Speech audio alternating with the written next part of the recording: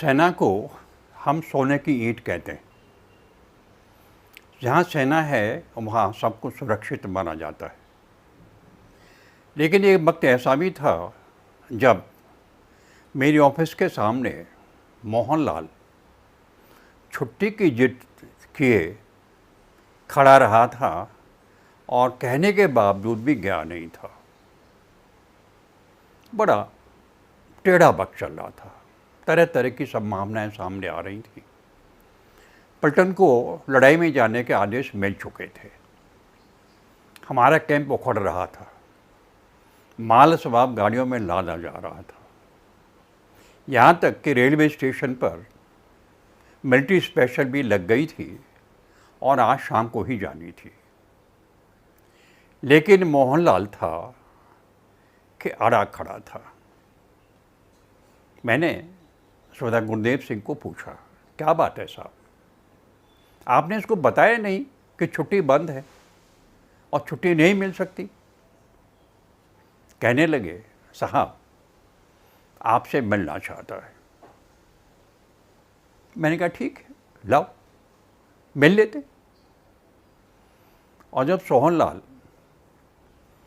मेरे ऑफिस में आया, उसका चेहरा उड़ा हुआ था, आंखें आंसुओं से भरी हुई थी, काँप रहा था। कोई पेचीदा काम था। मैं भी थोड़ा तनिक घबरा गया। मैंने पूछा, भाई मामला क्या है, मसौदा क्या है, क्या हो गया? बोला, साहब शादी। शादी? हाँ साहब, मैं अपनी शादी तय करके आ गया था, 5,000 रुपये भी देकर आ गया था। अगर मैं अभी नहीं पहुंचा तो मेरी उम्र भर शादी नहीं हो पाएगी।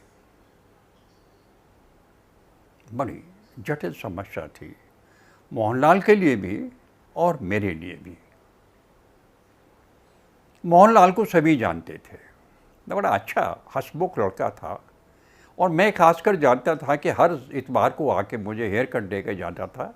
घर पर खूब गप्पें सुनाता था पलटन के और बड़ा खुश मिजाज था। लेकिन आज उसका हुलिया उड़ा हुआ था। मैंने सरदार गुरदेव सिंह साहब की तरफ देखा। साहब आप तो जानते हैं कि छुट्टी आर्मी हेडक्वार्टर ने बंद की हुई है, किसी हाल में भी छुट्टी नहीं दी जा सकती।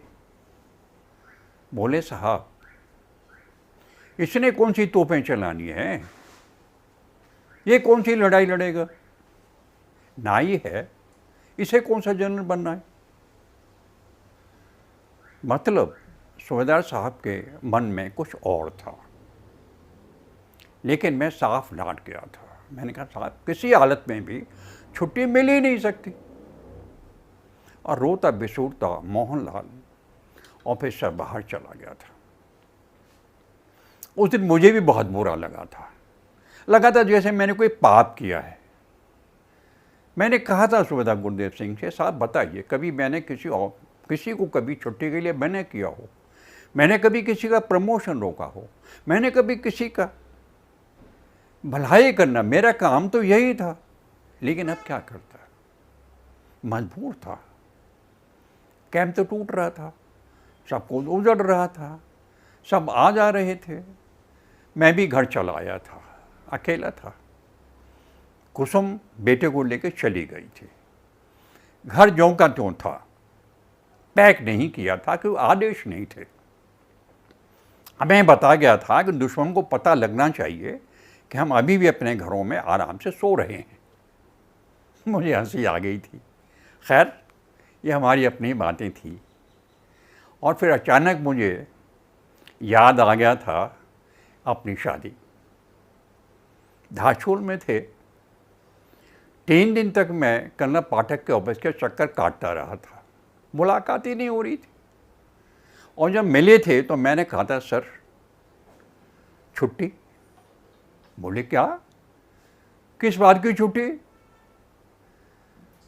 मैंने कहा, सर आपने को मैंने एप्लीकेशन दी थी, मैंने तो मैच को भी इनवाइट कर रखा है, मेरी शादी है।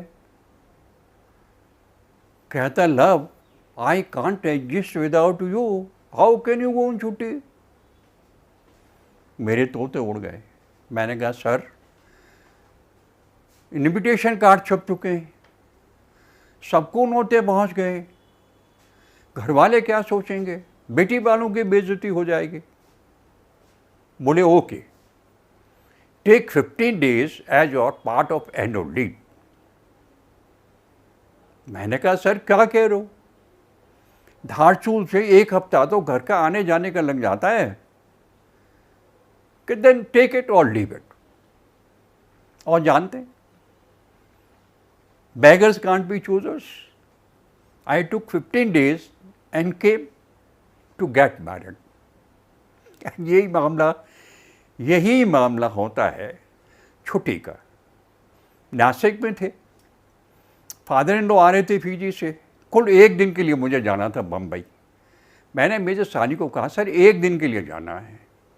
कहता I can't spare you, I just can't spare you Verma, and he refused. छुट्टी हमारे लिए एक प्रिविलेज तो है, लेकिन देने वाले की मर्जी है, कब दे कब ना दे, उसमें हमारा कोई जोर जबरदस्ती नहीं चलती है। और फिर एक घटना और आपको बताता हूँ। पार्टी चल रही थी, कैप्टन विक्टर की मैरिज की पार्टी थी, शादी करके आया था।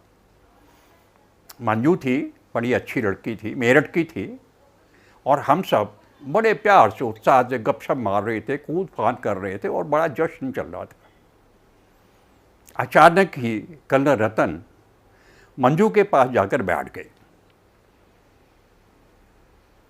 और मंजू ने छूटते ही कहा, तो आप हैं कर्नल रतन,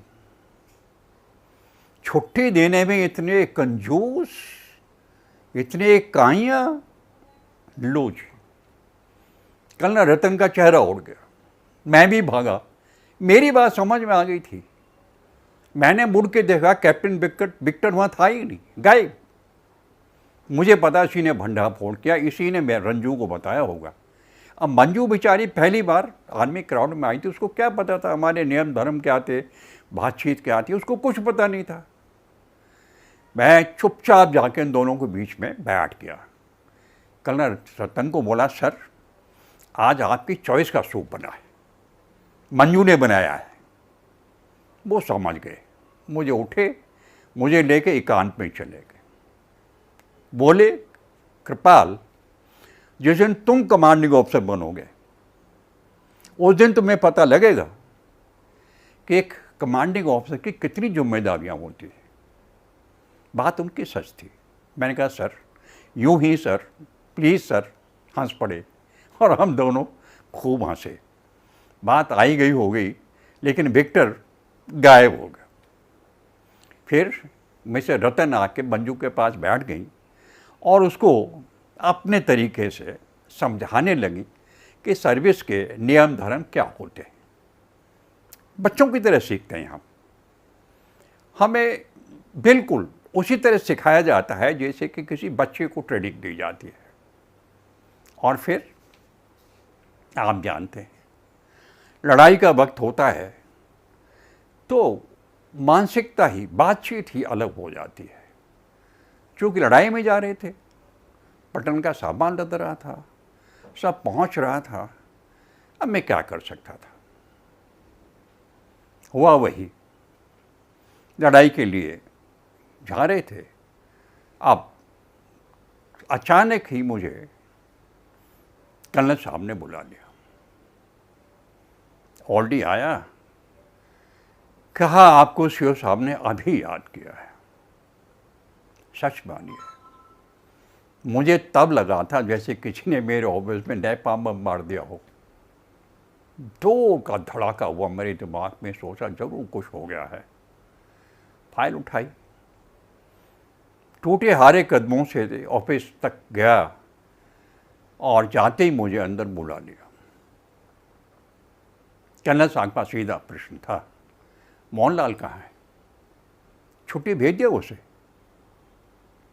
मैं घबरा गया।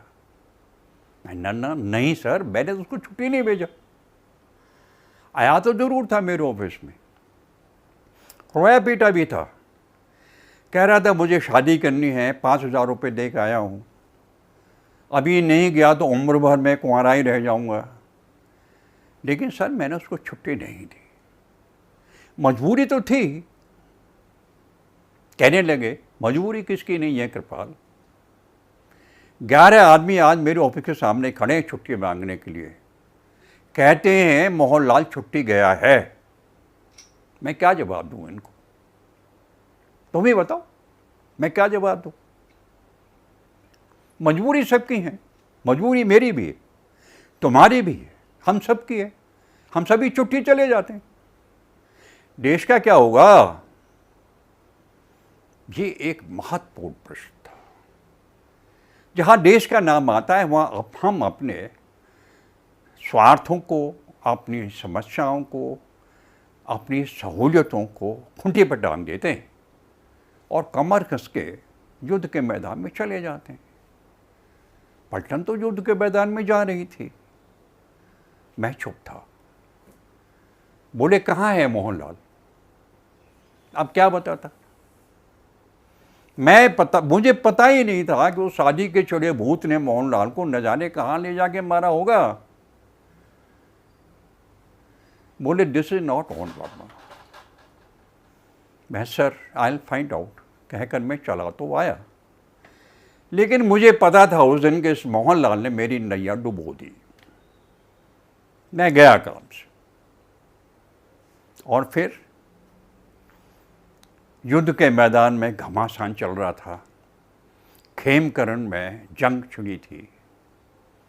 अचानक ही आदेश आए थे कि एक ओपी ऑफिसर को, बीडीएम ओपी ऑफिसर को सीधा खेमकरण जाना है और जंग में शामिल होना है। मैं जानता था, क्योंकि कर्नल साहब को ही ऑफिसर भेजने का निर्णय लेना था। उन्होंने ही कहना था किसको जाना है किसको नहीं जाना, और मैं जानता था कि मेरा नाम सबसे पहले आएगा। मैं ऑफिस में आया, गुरदेव सिंह साहब बोले साहब आपको खेमकरण जाना है, घमासान चल रहा है, तुरंत ही जाना पड़ेगा। मैं मुड़ा ही था कि देखा मोहनलाल शादी के लड्डू बाहों में भरे ऑफिस में दाखिल हुआ है। लड्डू साइड के टेबल पर रख कर उसने मुझे एक स्मार्ट सलूट दागा। मोहनलाल का चेहरा गुलाबों सा खिला हुआ था, उसकी आंखों में खुशियों के बकुले घूम रहे थे, बहुत प्रसन्न था। जब उसने सलूट मारा तो मैंने आगे बढ़कर उसको शादी का मुबारकबाद दिया और कहा गुरदेव सिंह साहब मैं तो चला। लेकिन गुरदेव सिंह साहब ने मेरा रास्ता रोक लिया। नहीं साहब, शादी के लड्डू खाकर जाइए, ये पहला मुबारक मौका है जो आपके सामने आया है। शादी के लड्डू खाइए, ये सब आपकी आय बला को लेकर टाल देगा। कहीं कुछ अच्छा लगा, मैंने लड्डू खाए और मैं खेमकरण घमासान ज्वाइन करने के लिए चला गया। और मोहनलाल वो भी 28 दिन की सजा काटने के लिए अपने क्वार्टर गार्ड की तरफ चला गया। ये 1971 की बात है।